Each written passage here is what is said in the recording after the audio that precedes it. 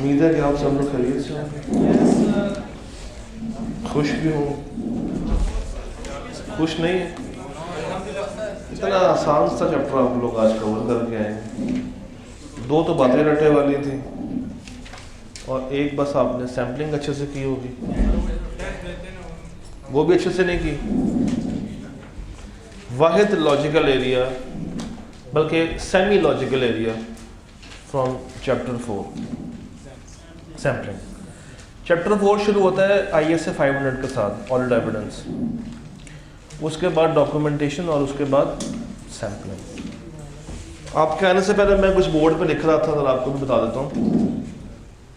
Chapter 4 में से जो एविडेंस का एरिया है स्ट्रेट फॉरवर्ड, डॉक्यूमेंटेशन का जो एरिया है स्ट्रेट फॉरवर्ड, सैम्पलिंग में दो तरह के सवाल आपको मिलेंगे, कुछ स्ट्रेट फॉरवर्ड और कुछ रटे वाले। ये तो एक ही बात हो गई, स्ट्रेट फॉरवर्ड और लॉजिकल सवाल। लॉजिकल सवालों में भी वो जो एरिया नॉर्मली टारगेट करता है वो टाइप्स ऑफ सैम्पलिंग, सैम्पलिंग के मोड्स और सिलेक्शन यानी कि स्ट्रैटिफिकेशन। नॉर्मली वो स्ट्रैटिफिकेशन का एरिया काफ़ी ज़्यादा टेस्ट करता है सैम्पलिंग में से लॉजिकल सवालों में। और कभी कभी अगर इसका मूड बन जाए तो ये सवाल को मिक्स करके भी पूछ सकता है with external confirmation, with external confirmation, क्योंकि वहाँ पे भी सैम्पलिंग की टेक्निक्स का इस्तेमाल किया जाता है। तो हमारा टारगेट आज का बहुत छोटा सा है, तो शुरू करते हैं without wasting any time. Sampling के स्ट्रेट फॉरवर्ड क्वेश्चंस को देखते हैं पहले। Describe the circumstances in which an auditor may decide to examine entire population of items that make up an account balance. Entire population कब कब हम लोग select कर सकते हैं?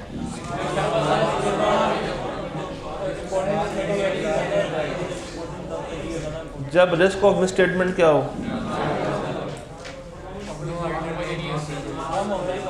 ज़्यादा हो या कम हो। फिर सोचें, फिर सोचें, फिर सोचें। चलें स्टार्ट से शुरू करते हैं। एंटायर पॉपुलेशन, क्वांटम कम हो बैलेंस ज़्यादा हो या रिवर्स हो? क्वांटम कम हो और बैलेंस ज़्यादा हो। Risk, exception rate, exception rate ज़्यादा हो, वहाँ पे लो है तो यहाँ पे क्या होगा? Controls weak. तो ये टेक्निकली 530 का सवाल नहीं है, ये 500 का सवाल है, जहाँ पे वो शुरू में आपसे बताता है कि ज़रूरी नहीं है कि आप लोग हमेशा सैम्पलिंग की तरफ जाएं, कभी कभी आप 100% पॉपुलेशन को भी टेस्ट कर सकते हैं।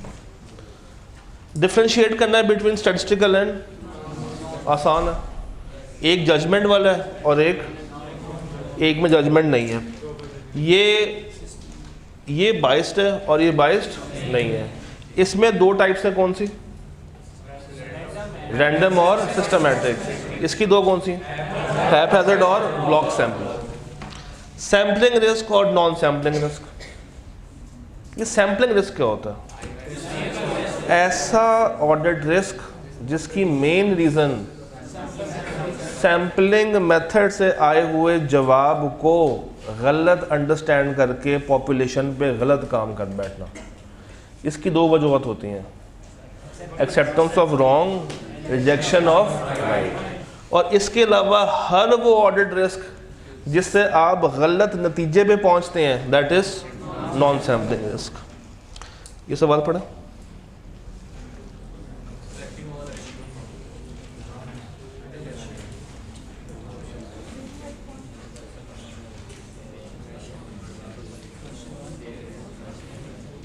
सर्कमस्टांसेस बताएं जहां पे वो 100% की तरफ जा सकता है। ये एक ही सवाल है, सेम। ऑटम 13 और autumn 9। Differentiate between tolerable misstatement and performance materiality. ये क्या होता है? चले इस पर ज़रा बाद में आते हैं। What is performance materiality? एक ऐसी अमाउंट जो कि एक्चुअल मटीरियलिटी से कम रखी जाती है, वजह ताकि अगर कोई अनकरेक्टेड या अनडिटेक्टेड एरर हो तो वो हमारी एक्चुअल अमाउंट को क्रॉस ना करे, वो होगी परफॉर्मेंस मटीरियलिटी।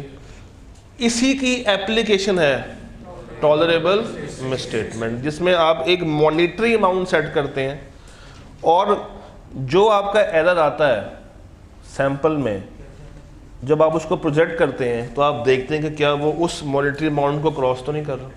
तकरीबन सेम कॉन्सेप्ट है जो कि परफॉर्मेंस मटीरियलिटी का है। सिस्टमैटिक सैम्पलिंग को एक नंबर के लिए डिफाइन करते हैं, हो जाएगा। What are the matters which the auditor should consider while designing an audit sample? Determining the size and selecting। 3 सवाल है। सैंपल को डिज़ाइन करते हुए क्या सोचना चाहिए? सैंपल को डिज़ाइन करते हुए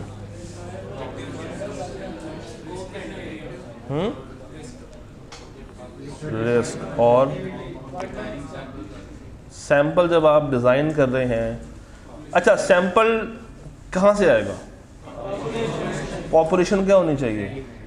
रेलेवेंट और होमोजेनियस होनी चाहिए, एक जैसी होनी चाहिए। तो जब आप सैंपल निकालेंगे तो आपने अपनी पॉपुलेशन पहले चेक करनी कि क्या वो होमोजेनियस है या नहीं, क्या उसमें वो सारे ट्रेड्स मौजूद हैं या नहीं, वो चीज़ उसमें से मिस तो नहीं हो रही। What about size? ज़्यादा रखूँ साइज़ या कम रखूँ size?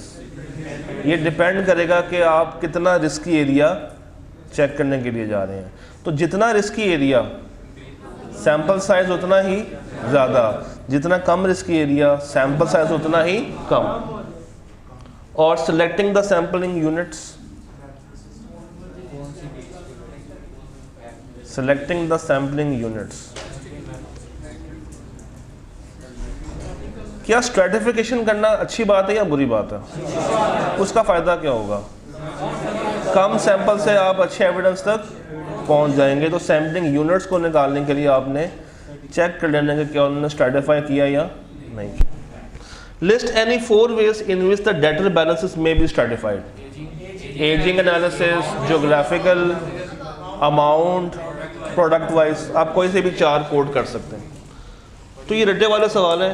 State 2 advantages and disadvantages of statistical sampling, ये भी रटा है। द ऑडिटर विद नॉर्मली, अच्छा ये सवाल नहीं है बेसिकली, ये 505 का है, इसको आप इग्नोर कर सकते हैं, ये वाला नहीं है। अब आए ज़रा लॉजिकल सवालों की तरफ। ये क्वेश्चन रीड करें। 4 लॉजिकल सवाल हैं, 3 हम लोग अब करेंगे, 1 मैं आपको होमवर्क दूंगा। ये सवाल रीड करें।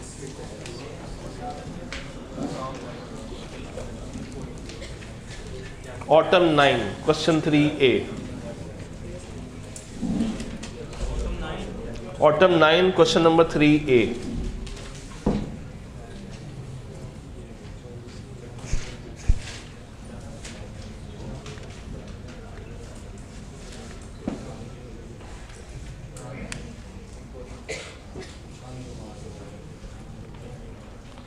ऑटम 9 3A रीड करें। 11 नंबर का सवाल है जिसमें 3 चीज़ें वो पूछ रहा है। ऊपर के 2 तो स्ट्रेट फॉरवर्ड है, नीचे वाला लॉजिक है। पहले आप लोग रीड करें, सोचें, फिर उसके ऊपर बात करते हैं।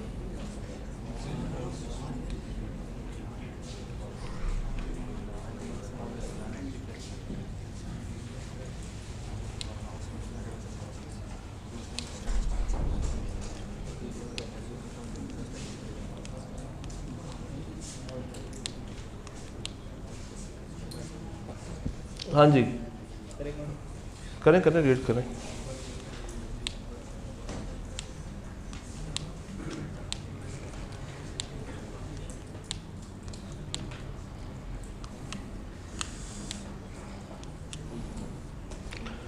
You are the audit manager on a client where annual sale is 640 million। क्या ये मेरी पॉपुलेशन है? पॉपुलेशन 640 million मेरी population. During the course of annual audit, the following table was developed by the team members to categorize the annual sale। इन्होंने 3 categories बनाई है, क्या मैं इसको स्ट्रेटिफिकेशन कह सकता हूँ? ठीक है। 50 sales transaction to different customers, 100 sales transaction to different customers and 500 to different customers.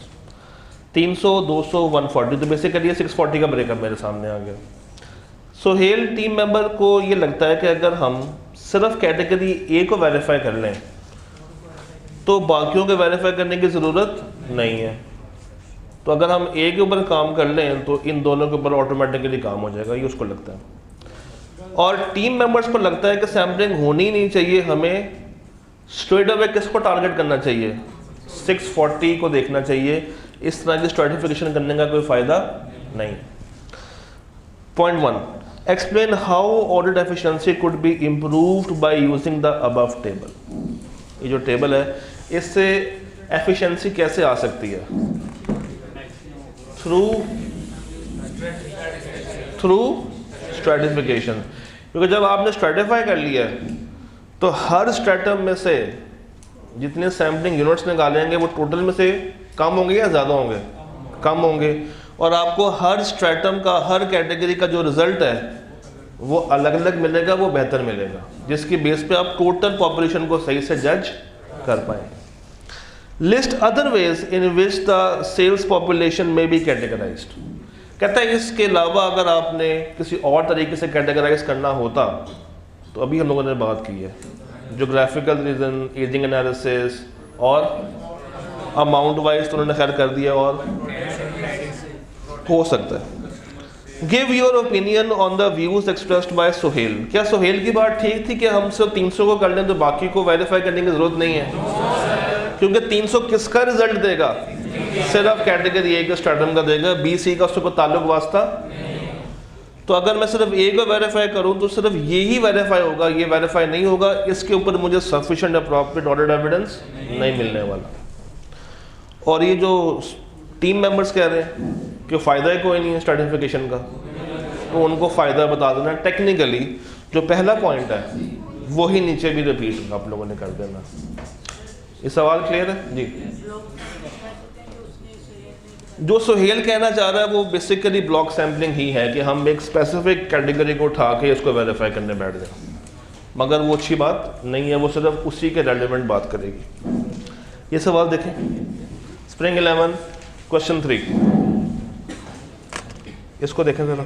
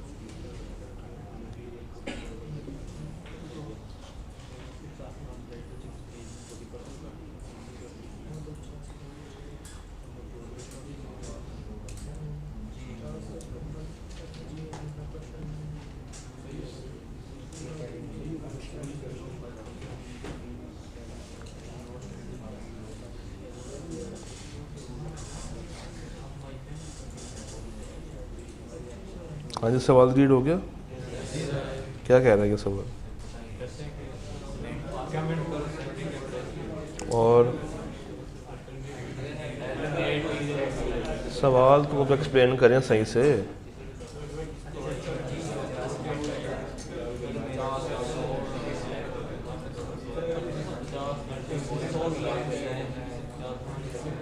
Ji, you are the audit manager on the audit of ADL. While reviewing the audit planning documents, आपकी team ने देखा कि 100 out of a total of 2550 debtors को उन्होंने निकाला है बतौर sample. Ratio निकालें जरा, 100/2550 इंटू 100, तकरीबन 2 पॉइंट या 3 पॉइंट 04 नहीं आती है, 100/2550 इंटू 100, 3 पॉइंट समथिंग आनी चाहिए, 3.52, 0.3 पॉइंट समथिंग है, यानी कि 3% के आसपास है। इसका मतलब ये है कि क्या आपके ख्याल से ये साइज ओके है? 2550 में से सिर्फ कितने चूज़ किए हैं? 100। तो इसका मतलब है कि मुझे साइज़ के ऊपर ज़्यादा भरोसा नहीं है। अच्छा, अब 100 का ब्रेकअप, 50 जो लार्जेस्ट हैं उसमें से कितने चूज़ किए हैं? 10, और बाकी 90 को यूज़ किया थ्रू हैप्पैज़ार्ड।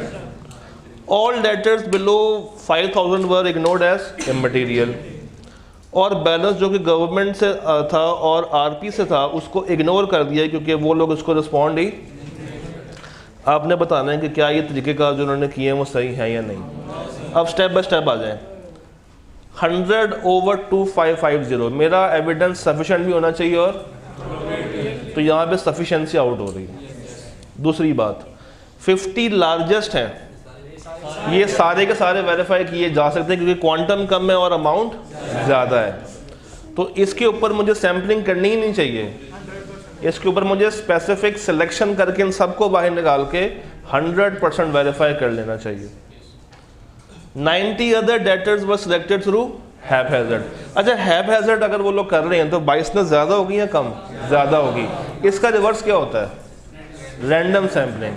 तो अगर सैम्पलिंग करनी ही है बाकियों की तो रैंडम कर ली जाए। ऑल डेटर्स बिलो 5000 वर इग्नोर्ड एज इमैटेरियल। एग्रीगेट में मसला आ सकता है, तो इसको बिल्कुल ही इग्नोर ना करें। ये डेटर्स है ना, तो इनको हम क्या भेज सकते हैं? नेगेटिव कंफर्मेशन भेज सकते हैं।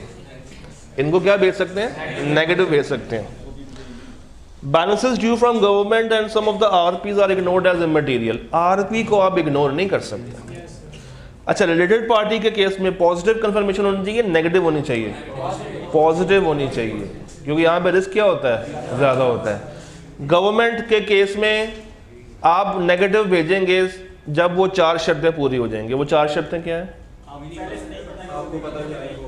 एक्सेप्शन रेट लो है, अनअवेयर नहीं है, और बाकी 2 बता दें, रिस्क, और आखिरी पॉइंट वो हो गया है क्वांटम लार्ज हो या कम हो, और बैलेंस क्या हो?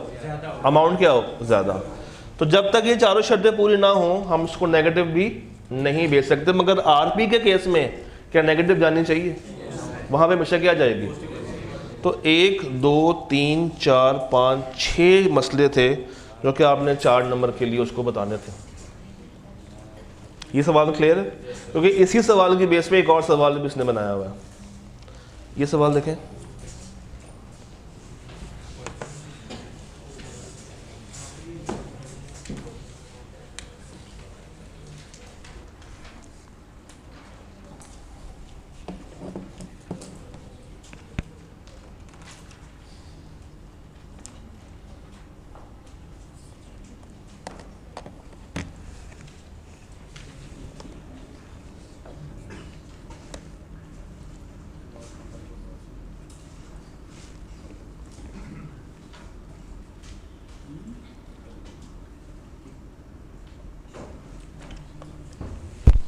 How many categories? 4। पॉइंट 1 कहता है ए बी को वेरीफाई कर लो, बाकी खुद ही से वेरीफाई हो जाएंगे। यानी कि ये पॉइंट कहाँ से उठाया उसने? ये सोहेल वाले पॉइंट से उठाया। उसने भी यही कहा था कि ए को वेरीफाई कर लो, बी सी ऑटोमेटिकली वेरीफाई हो जाएगा। तो यहाँ पे ए बी वेरीफाई कर लो, सी डी। तो ए का बैलेंस क्या ए बी दोनों को रिप्रेजेंट कर रहा है? नहीं, सिर्फ इसको कर रहा है। इसी तरह बी का सिर्फ, और सी डी के लिए तब तक मुझे एविडेंस ही नहीं मिलेगा जब तक मैं इसमें से सिलेक्शन, ठीक है। Selection should be done on, तो अभी यहां पे देख रहे हैं पीछे, इट शुड बी, वजह क्या है? बायसनेस। अच्छा, वो कहता है कि हैप्पैज़ार्ड कर लो क्योंकि उसमें हर एक के पास इक्वल चांस होता है। तो किस में होता है? रैंडम सैम्पलिंग में होता है। Selection of sample should be done systematically, ठीक है, अच्छी बात है, सिस्टमैटिक सैम्पलिंग में जा रहे हैं, बट उसको करनी नहीं आती। Whereby items constituting 10% of the amount in each category should be selected in descending order. कि सिस्टमैटिक सैम्पलिंग ऐसे होती है, उसमें स्टार्टिंग पॉइंट क्या होता है, रैंडम सैम्पलिंग से एक अमाउंट, उसके बाद हम क्या लगाते हैं, गैप। गैप का फॉर्मूला क्या होता है, पॉपुलेशन ओवर सैंपल साइज, और जो आता है आंसर गैप का उसमें हम रैंडम जो स्टार्टिंग पॉइंट है उसको ऐड करते चले जाते हैं। तो ये जो बता रहा है नीचे कि 10% ऑफ द अमाउंट को कैटेगराइज कर दो असेंडिंग में डिसेंडिंग में, ये बेसिकली क्या है, फिर ये क्या है, ये स्पेसिफिक सिलेक्शन। इसको लिख लें, ये क्या है, स्पेसिफिक सिलेक्शन।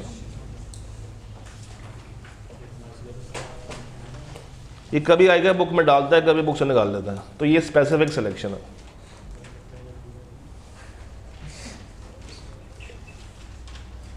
चलिए इस सवाल पे ज़रा बाद में आएंगे, इससे पहले मैं आपको कुछ चीज़ें दिखा दूं। डॉक्यूमेंटेशन में से ये 4 एरियाज ही हैं जो आईक्यू बार बार टेस्ट करता है, और अभी तक कुल मिला के 6 सवाल हैं जिसमें से 4 काम के हैं। एक में वो क्या पूछ रहा है, असेंबली, ये कब तक करनी होती है, 60 डेज। दूसरा, एडवांटेजेस या uses of maintaining audit file. तीसरा, ये कब तक होती है, 5 साल स्टैंडर्ड और 10 साल और मॉडिफिकेशन। अच्छा, इस मॉडिफिकेशन में दो बातें हैं, एक सिंपल वाली मॉडिफिकेशन जिसमें आप कोई चीज़ ऐड करते हैं, कोई चीज़ लेस करते हैं, और एक मॉडिफिकेशन है जो कि सबसीक्वेंट इवेंट के साथ अटैच्ड है, फेज सी के साथ। वो देखी है आप लोगों ने, एक दफ़ा किताब से देख लें। जाएं ज़रा 230 पे, चैप्टर खोलें, मॉडिफिकेशन पे जाएं, तो वहाँ पे 2 तरह की मॉडिफिकेशन आ रही होंगी, एक नॉर्मल है और एक अब नॉर्मल है। यानी कि वो ईयर एंड के बाद अगर कोई चेंज आई है, फेज सी, वो 3rd फेज याद है कल वाला, जब आपने रिपोर्ट को इशू कर दिया था, उसके बाद अगर कोई चेंज आए तो वो कैसे रिकॉर्ड करना है, आगे अब ये दोनों दफ़ा पूछ चुका है। अच्छा, इसमें से मैंने इसको येलो हाईलाइट इसलिए किया हुआ है क्योंकि ये इनमें से क्या है, इंपॉर्टेंट है। 500 पे मैं अगर आऊँ तो 2 सवाल है उसके पास। पहला, सफिशेंट और डिफरेंस बता दें।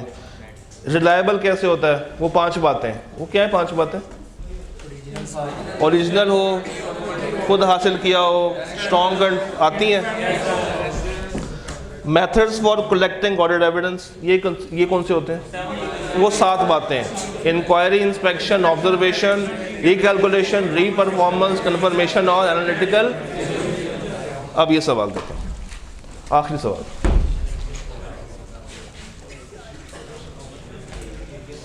ये सारे सवालों का मिक्सचर है जितने अभी तक देखे हैं। अगर आप इसको एक दफ़ा, अगर यही सवाल आप अपने हाथ से गुजार देंगे तो सैम्पलिंग ख़त्म हो जाएगी। ये होमवर्क मैंने सोचा था कि दूंगा, बट अब 4 दिन तो कर लें।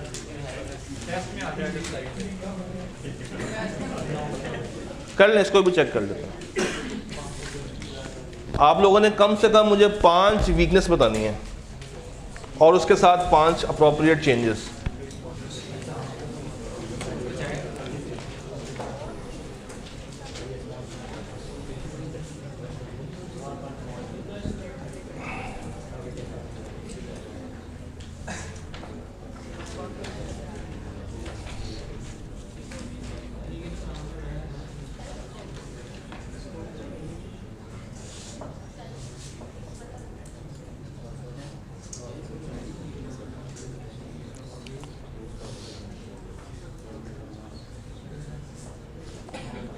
अटेम्प्ट रेफरेंस है ऑटोमेटिन क्वेश्चन नंबर 2A।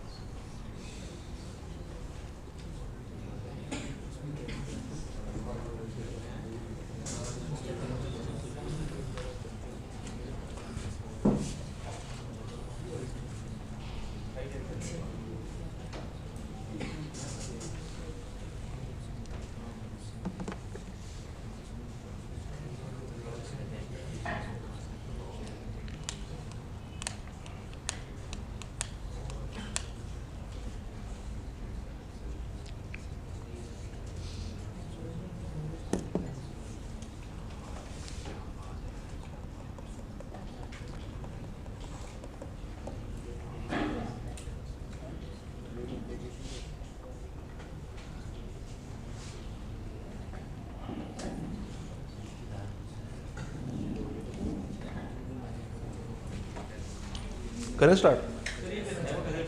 अभी कर रहे हैं, चलें करते रहें, अच्छी बात है। क्या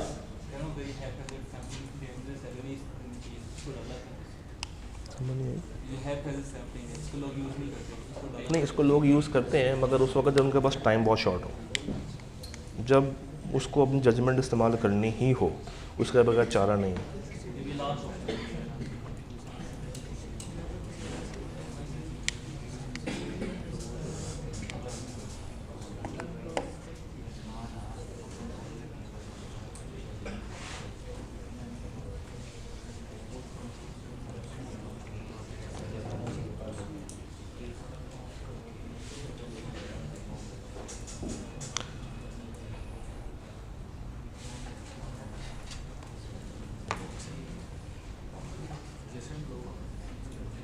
शैल वी स्टार्ट?